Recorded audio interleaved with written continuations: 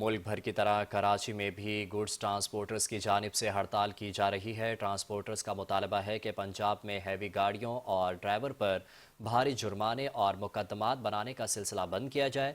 کراچی سے عروج رضوی کی رپورٹ دیکھیے۔ پنجاب میں موٹر وہیکل ایکٹ 2025 کی ترمیم کے بعد ہیوی گاڑیوں پر بھاری جرمانے، ڈرائیورز پر مقدمے کے اندراج کے خلاف کراچی کے ٹرانسپورٹر بھی سراپا احتجاج۔ ملک بھر کی طرح کراچی میں گڈ ٹرانسپورٹ بند رہی۔ ٹرانسپورٹر نے گاڑیاں کھڑی کر دی اور کوئی بھی گاڑی سڑک پر نہیں آئی۔ ٹرانسپورٹر کا کہنا ہے کہ گاڑیوں پر بھاری جرمانے عائد اور FIR درج کی جا رہی ہے۔ یہ سب فوری ختم کیا جائے اور ڈرائیورز کو لائسنس بنانے کے لیے باقاعدہ وقت کی سہولت فراہم کی جائے۔ ہماری گاڑیوں کو یہاں کراچی سے نکلتی ہے لاہور تک، کم از کم پولیس کی مد میں ہمیں رشوت کم از کم 50 سے 60 ہزار روپے دینا پڑ جاتی ہے۔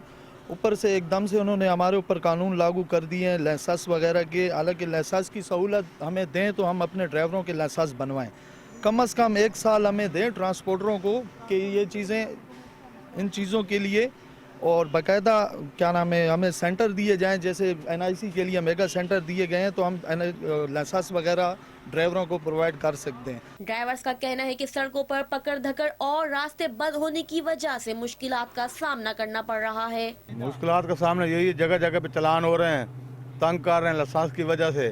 لائسنس بنانے جاتے ہیں تو بنا کے نہیں دیتے، ادھر تنگ کر رہے ہیں، روڈ پہ روز چلان کر رہے ہیں 20-20 ہزار کا۔ ہم کو تو بہت مسئلہ ہے، ادھر پڑے ہیں، ابھی نہ کوئی کھانے کی جگہ ہے نہ کوئی پینے کی، تنگ ہو رہے ہیں ادھر، کیا کریں۔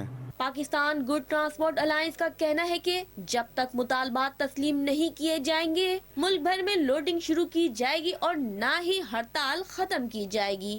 کیمرہ مین رخسار بیگ کے ساتھ عروج رضوی، 5 نیوز کراچی۔